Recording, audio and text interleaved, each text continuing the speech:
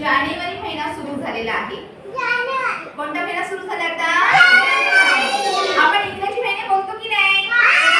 मग त्या इंग्रजी महिन्यामधला आज पहिला महिना जानेवारी आजपासून सुरू झालेला आहे आणि साल आहे 2026. काल होता 2025, आज आहे 2026. आणि आज वार कुठला आहे? गुरुवार. मग उद्या कोणता वार असणार आहे? शुक्रवार. बरोबर, छान. आता आपल्याला रोज शाळेत यायचं आहे. येतात ना रोज शाळेत?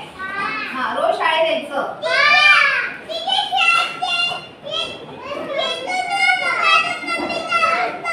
आणि हात, मम्मीचा हात पकडायचा, पप्पांचा हात पकडायचा.